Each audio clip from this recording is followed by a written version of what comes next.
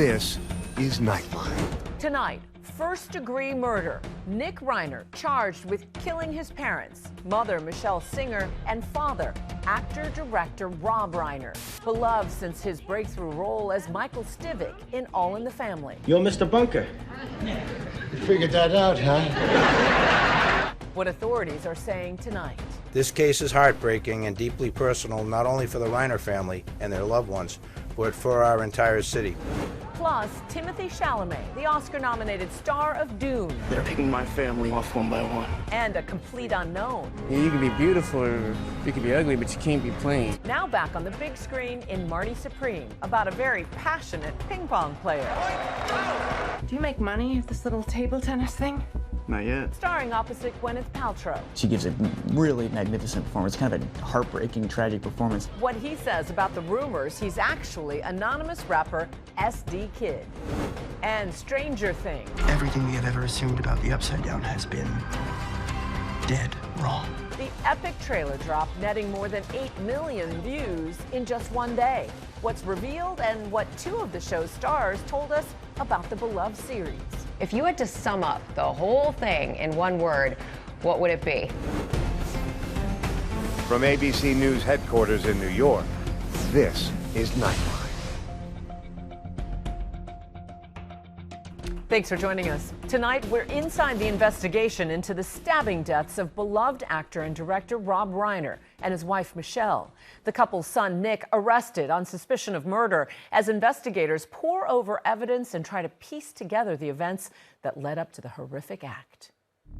Today, I'm here to announce that our office will be filing charges against Nick Reiner, who is accused of killing his parents.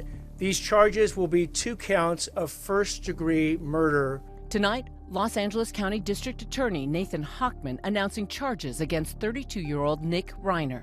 These charges carry a maximum sentence of life in prison without the possibility of parole or the death penalty. The youngest son of renowned director Rob Reiner and his wife Michelle. He's now the only suspect in the shocking murder of his parents.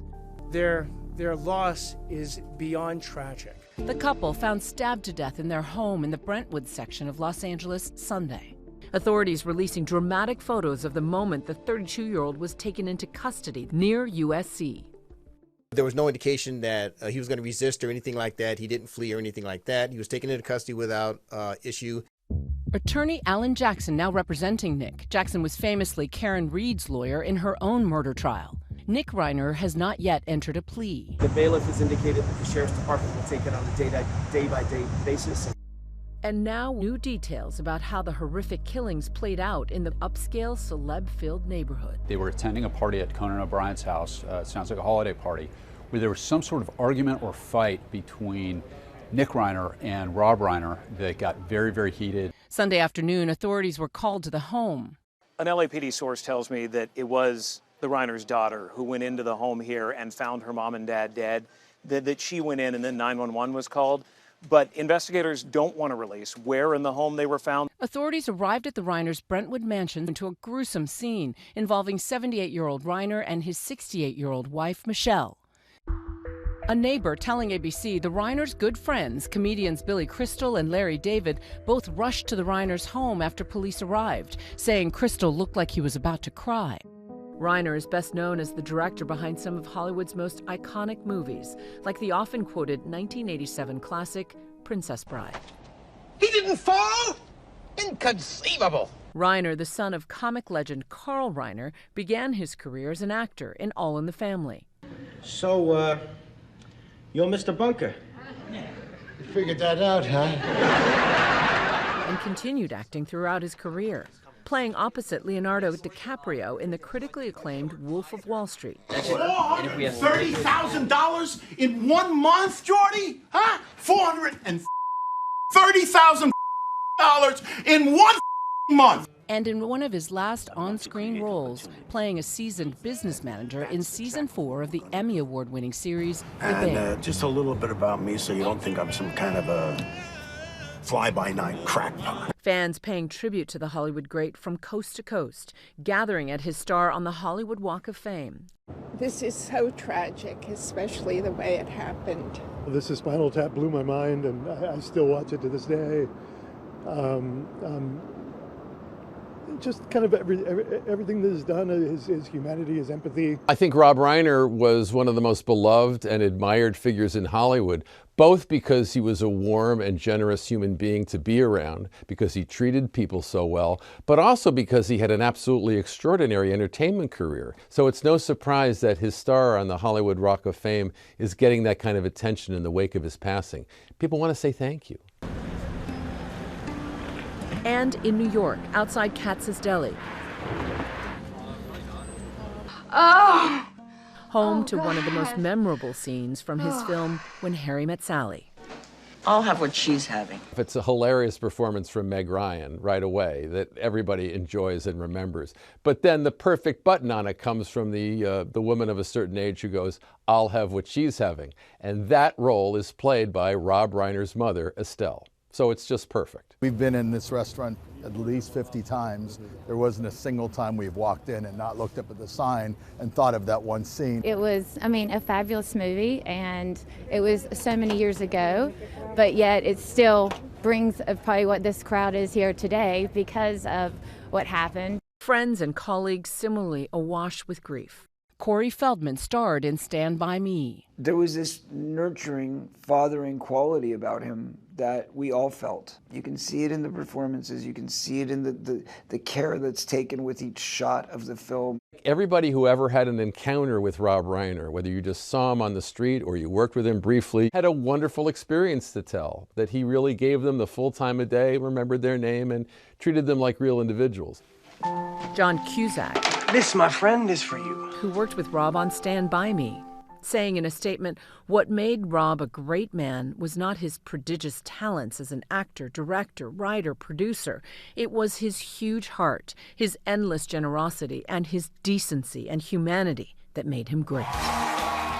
And former First Lady Michelle Obama sharing on Jimmy Kimmel that she and her husband were supposed to see the couple on the day they died. They cared about their family, and they cared about this country, and they cared about fairness and equity. And that is the truth. I do know them. Now more questions about what was going on leading up to the tragic killings. Nick Reiner, who was now being held without bail, has long been open about his struggles with substance abuse. Inspired by his own story that included multiple stints in rehab, in 2016 he co-wrote Being Charlie with his father about a young, well-off scion in the throes of addiction and conflicts with his dad. Rob and Nick sitting down with ABC News to discuss the film. It doesn't matter if you have money, you don't have money, if you're, have advantages, don't. These problems can affect anybody. If you keep doing drugs, you won't stay privileged for long. You end up, roughing it out. In a solo podcast interview in 2018, Nick recalling a time when he destroyed his parents' guest home in a drug-induced rage. I was up for days on end, and I started punching out different things in my guest house. I think I started with the TV, and then I went over to the lamp, and then everything in the guest house got wrecked. They told me I had to go. With reflection also came regret. In a 2016 interview with the New York Post, Rob declaring he felt like he and Michelle had made mistakes in their efforts to help Nick by sending him to more than a dozen rehab centers, asserting, to be honest, we overreacted. It's one thing to keep someone safe, but most of these programs are punitive. Rob saying collaborating with Nick on Being Charlie had transformed his relationship with his long-troubled son. This forced me to understand what he had been going through, and it forced him to understand what I and his mother had been going through, and the movie reflects that, and it definitely brought us closer together, and I'm really happy about that. I think it helped them immensely as a father and son to work through those problems. I can't tell you how they went from there 10 years ago to where we are today. I can't imagine what would go through somebody's mind to make this happen. Feldman is still reeling from the news. All I could think was, oh my God, there's no way this could have happened to my friend. This is the one thing that we all hope and pray will never happen in our lives. He says his time on Stand By Me had been formative, and the beloved director making a mark on him. The role as the feisty Teddy helping push his career even further. I was working on Goonies at the time when I got the call from my agent at that time, who said, you know, there's this movie and it's very serious. It's going to be a very serious role. It's a very serious movie. It's a Stephen King novella, and Rob Reiner is directing it. And I was like, you mean the guy from All in the Family? And they were like, yeah, he's a director now. So what are you pissing and moaning about, Verno? I knock. What? You liar, you ain't got no pad hand. There was two things that he really wanted to prove to the world. One was that he was not meathead. And two was that he could stand up to his father's great work. Just accepting that fact that this could have happened in his home from his own son, it sent shivers and chills down all of us. Authorities are still investigating what could have motivated Nick to kill his parents. Nick is still going through medical clearance before he can be arraigned in court. He will be arraigned probably tomorrow, which will be Nick Reiner's first court appearance. Of course, we'll continue to closely monitor developments in this investigation. Up next, we're one-on-one with Oscar-nominated actor Timothée Chalamet, back on the big screen in Marty Supreme, what he says about working with Gwyneth Paltrow. And what do you plan to do if this whole dream of yours doesn't work out? That doesn't even enter my consciousness. Maybe it should.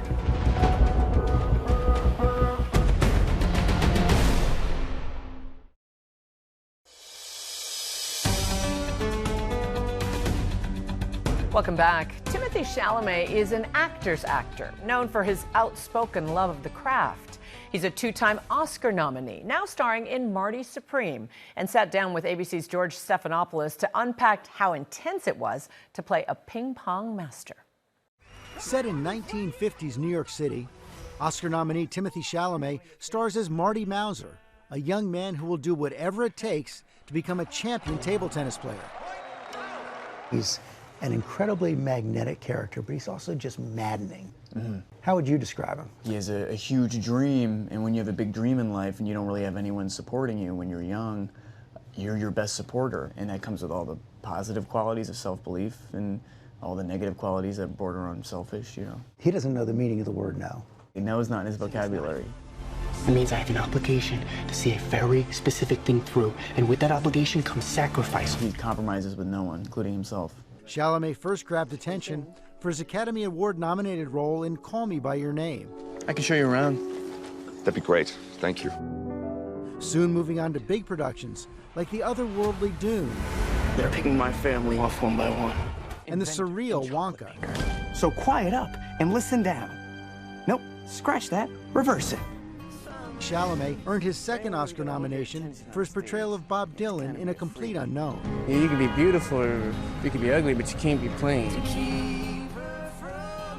So how much of Timothy is in Marty? A significant part of who I was in my early 20s or late teens, to the degree that I was deeply motivated to have an acting career. There's a great scene you have with Gwyneth Paltrow where she says to Marty, And what do you plan to do if this whole dream of yours doesn't work That out? doesn't even enter my consciousness. Maybe it should. Was that you then? That's maybe the line I relate to the most in the film, is that line, because my parents and loved ones wanted me to have a plan B, C, and D, and at 29 years old, I can look back and go, that was actually great advice, you know? But in the moment, I really did feel like if all my energy is not going towards a plan A, I'm going to end up doing something I don't want to do in life. And I hope this movie, you know, it sounds cheesy, but can serve as that engine for, I was going to say for young people, but for everyone, and that it is okay to dream big. I don't think you understand the stakes here. You find that funny? I get nervous laughter sometimes. Kevin O'Leary can act. Yeah, he was fantastic in the movie, yeah. Were you a little wary, though, at first when you're, you know, because he has a big role and you'd be playing up against him? No, I wasn't worried because what was being relayed to me was an unusual level of confidence that you see on Shark Tank. The biggest thing that can read as insincere from a non-actor or from an actor is a level of tension or anxiety. That's the first thing I think as a viewer. where you go, this person looks like they're aware that there's a camera on them or they're being filmed. And Kevin had none of that. I mean, Kevin was all swagger. And then on the other hand, you work with one of the most accomplished actors. I bet you can't name one film I've done. I felt naive in feeling like I was discovering Gwyneth Paltrow's talent. That is to say, I would act opposite her and I go, wow, she's really incredible. Tell me about the table tennis. You started, did you play before you knew you were going to do the movie? I played casually, you know. Did you play? Nothing like the way you play in this movie. Well, okay, good. I appreciate it. Yeah, I appreciate it. No, I played casually, but I worked for 6 years with a ping pong coach. They got me to a level where I could make it look good and precise. Chalamet has been leading the whirlwind Marty Supreme press tour, making a red carpet appearance at the film's premiere with girlfriend Kylie Jenner in matching orange outfits. That's included a ping pong ball orange blimp flying around the country, limited edition Marty merchandise, including custom jackets, and this. Here we have the Wheaties box. Amazing. Yes. Yeah, I love that. And it's only a matter of time before I'm staring at you from the cover of a Wheaties box. And this is something that's actually really important to you, isn't it, to do this in a different way? I can't lie to you. The principal part man, do I want to say this? But it's the truth, is a feeling of authorship. I look at everything these days in terms of perspective and authorship, so that's part of it. But the bigger, more important thing is I want the movie to succeed, and I want everything to win in the film industry. So when you say succeed, is it people in the seats? Is it great reviews? Is it a combination? This is a real conversation. I'm trying to keep my I'm trying to keep my PR brain on. But the real truth is, with Marty Supreme, I feel confident to the degree that by next summer, I don't know, man, should I not be saying this? Like, I feel like it'll, you know. Well, no. I'm confident. I know what it's going to be by next summer. Well, I have to say, you've already done me a great favor. You said we're having a real conversation, and you can't lie to me. That's a great promo for me. Yeah, no, exactly. Yeah, you got it out of me. George got it out of me. I'm not running for president, thank God. But fans of the actor are convinced he's playing another role. British rapper EsDeeKid, who keeps his identity under wraps, except for the eyes. So you said you can't lie to me. Yeah. Are you EsDeeKid? You must make me spit out my water. No comment. Well, I think you just made a comment there, but that's okay. I'm going to give you a final 30 seconds. Talk to all those young people out there. Tell them why they have to see this movie. This story is representative of the fact that, you know, you can pursue a singular dream. That doesn't have to be a selfish one. That could be a communal one. That could be becoming the greatest table tennis player in the world, you know? But ultimately, if you get your butt in the seat, the ride is worth it. So that's how I feel. Our thanks to George. Marty Supreme opens nationwide Christmas Day. And now a look ahead at tomorrow's show. We're with Oscar-winning actress Kate Winslet, opening up about stepping behind the camera for the first time. What made her decide to direct her son's screenplay? He was like, you know, just lie if you don't think it's any good. And I read it and I said to him, it's a film. It is a film. And when we come back, a sneak peek at the latest volume of the final season of Stranger Things, as the beloved series' new trailer drops and nearly breaks the internet. It is time for new world. And what two of the show's stars have to say about it all after the break. You die, I die.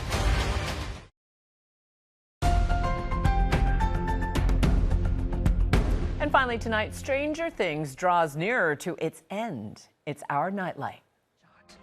The beloved show teasing the second volume of its 5th and final season in a brand new trailer. This whole time, everything we have ever assumed about the Upside Down has been dead wrong. Fans watching more than 8 million times in less than a day. The trailer leaning into the epic ending vibe of it all. It's time for new world. Stars Finn Wolfhard and Caleb McLaughlin telling GMA it's been an experience like no other. There's so much excitement around this. If you had to sum up the whole thing in one word, what would it be? Formative for me. I say wonderful. The second volume of Stranger Things Season 5 drops on Christmas. And that's Nightline. You can watch all of our full episodes on Disney Plus and Hulu. We'll see you right back here tomorrow, same time. Thanks for staying up with us. Good night, America.